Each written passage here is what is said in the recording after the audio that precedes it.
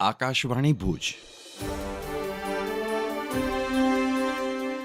પ્રસ્તુત છે અખબારોની હેડલાઇન્સનો કાર્યક્રમ હેવર હેવર.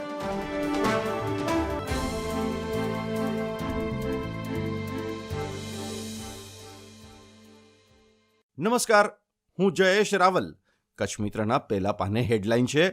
5મા દિવસે પ્રદૂષણથી દાઝ્યું દિલ્હી. ધોરણ 10-12 સિવાય તમામ શાળા બંધ. 14 ભાગમાં વાયુ ગુણવત્તા આંક 400થી વધુ નોંધાયો. આજથી ગ્રેપ 4 અમલમાં. કચ્છ મિત્રના છેલ્લા પાના પર હેડલાઇન છે: કથળેલા આરોગ્ય માળખાની દવા કરવા કાલથી દિલ્હીની ટીમ કચ્છમાં. રાષ્ટ્રીય બાળ આરોગ્ય, તરુણ સ્વાસ્થ્ય, PMJY જેવી યોજનાઓ છેવાડાના ગામ સુધી પહોંચાડવામાં કચ્છના આરોગ્ય તંત્ર દ્વારા કરાયેલી કામગીરીની કરશે સમીક્ષા.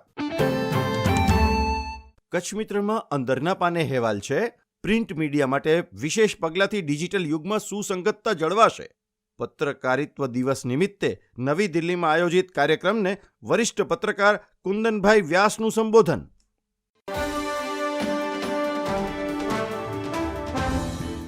હું કેવિન સોની. દિવ્ય ભાસ્કરના પહેલા પાને હેડલાઇન છે: રાજકોટમાં 300 કરોડના દાનથી વૃદ્ધાશ્રમ બનશે. 25 એપ્રિલે પહેલો તબક્કો પૂરો થશે. દેશનો સૌથી મોટો 5 સ્ટાર વૃદ્ધાશ્રમ 30 એકરમાં 7 ટાવર ઊભા કરશે. 1400 રૂમ, 5000 વૃદ્ધો રહેશે. દિવ્ય ભાસ્કરના ભુજ ફ્રન્ટ પેજનો અહેવાલ છે: કચ્છની લાગણી અને માગણી. એર ઇન્ડિયાએ ટિકિટમાં નામ આપ્યું, જોકે સત્તાવાર રીતે નામ આપવાનું બાકી. ભુજ એરપોર્ટનું શ્યામજી કૃષ્ણ વર્મા નામ રાખવા ફરી ચળવળ. ક્રાંતિવીરના નામ પરથી કચ્છ યુનિવર્સિટી સ્થપાઈ તે પહેલાની માંગ હોવા છતાં તેરી ભી ચૂપ ઓર મેરી ભી ચૂપનો તાલ. દિવ્ય ભાસ્કરના ભુજ ફ્રન્ટ પેજ પર બીજો એક અહેવાલ છે: ટીવી સિરિયલમાં રોલ આપવાનું કહી દંપતી પાસેથી 25 લાખ પડાવ્યા. ચેક બાઉન્સના કેસમાં સમાધાન માટે બોલાવી ₹5 લાખની રકમ પણ માગી.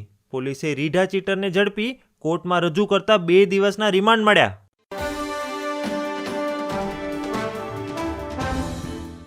હું મનોજ સોની. ગુજરાત સમાચારની આજની હેડલાઇન જણાવે છે કે મણિપુરમાં હિંસાનો જવાળામુખી બેકાબૂ.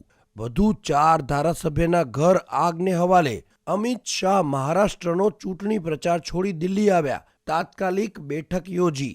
મણિપુરને બચાવવામાં આખરે બિરેનસિંહની સરકાર નિષ્ફળ. અમે સમર્થન પાછું ખેંચી લઈએ છીએ. NPPની જાહેરાત. ગુજરાત સમાચારની કચ્છ આવૃત્તિમાં સમાચાર છપાયા છે કે સવારે અને રાત્રે હળવી ઠંડી અને બપોરે ગરમી. નલિયા 17 ડિગ્રી. નવેમ્બર અડધો પૂર્ણ થયો. કચ્છમાં બેવડી ઋતુ.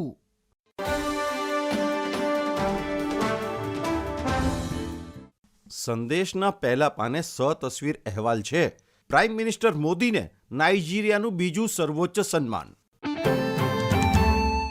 સંદેશના પહેલા પાના પર બીજી એક હેડલાઇન છે: વિદેશી સંપત્તિ આવકનો ખુલાસો નહીં કરો તો ₹10 લાખનો દંડ થશે. વિદેશી સંપત્તિ કે આવક ધરાવતા કરદાતાઓ માટે IT દ્વારા એડવાઇઝરી. ITRમાં વિદેશી સંપત્તિ અથવા વિદેશી સ્ત્રોત આવક ફરજિયાત ભરવાની રહેશે. સંદેશના અંદરના પાને અહેવાલ છે: ભુજ શહેરમાં સિટી બસની સેવા પુનઃ શરૂ કરવા માટે શહેરીજનો દ્વારા કરાઈ માગણી. રાજકોટ પ્રાદેશિક કમિશનરને મોકલેલી દરખાસ્ત મંજૂર થયેથી સિટી બસ સેવા ધમધમતી થશે. નગરપાલિકા દ્વારા સિટી બસ સેવા શરૂ કરવાના પ્રયાસો હાથ ધરાયા. CNG બસો દોડાવાશે. ભુજ શહેરનો વ્યાપ વધતા સિટી બસ સેવા ઉપયોગી બની રહેશે. હું નીરજ મચ્છર. ભુજના પાવર લિફ્ટર પિતા પુત્ર મોસ્કોમાં બન્યા વિશ્વ ચેમ્પિયન. ન્યૂઝ ફોર કચ્છના સમાચાર. પાવર લિફ્ટિંગમાં અગાઉ અનેક સિદ્ધિઓ મેળવનાર ભુજના ખ્યાતનામ પિતા પુત્રએ રમતગમત ઇતિહાસમાં કચ્છના અને એક કુટુંબમાં વિશ્વ વિજેતા બનવાનો પહેલો પ્રસંગ બનાવવા સાથે ઇતિહાસ રચી કચ્છ દેશનું ગૌરવ વધાર્યું. રશિયાના પાટનગર મોસ્કો ખાતે 14 થી 17 નવેમ્બર સુધી યોજાયેલી વિશ્વ પાવર લિફ્ટિંગ ચેમ્પિયનશિપ સ્પર્ધામાં ભુજના પિતા પુત્ર નિખિલ મહેશ્વરી અને વત્સલ મહેશ્વરી તેમના વય અને વજન ગ્રુપમાં વિશ્વ વિજેતા બન્યા છે. 20 વર્ષીય વત્સલ જે ભુજમાં ફિઝિયોથેરાપીના ડિગ્રી અભ્યાસક્રમના બીજા વર્ષમાં અભ્યાસ કરે છે. કુલ મળીને 540 કિલોગ્રામ વજન, તેની 20 થી 23 વર્ષ વય અને 82.5 કિલોગ્રામ વજન માટેની જુનિયરો માટેની સ્પર્ધામાં વત્સલને વિશ્વ વિજેતા જાહેર કરાયો. વત્સલે ત્રણેય વિભાગોમાં મેળવ્યો ગોલ્ડ મેડલ. ભારત અને કચ્છ માટે ગૌરવની એ વાત હતી કે વિશ્વ વિજેતાના સ્પર્ધકોની યાદીમાં એકમાત્ર વત્સલનું નામ હતું અને તેની સામે ઇન્ડિયા, ગુજરાત અને ભુજ લખેલું હતું.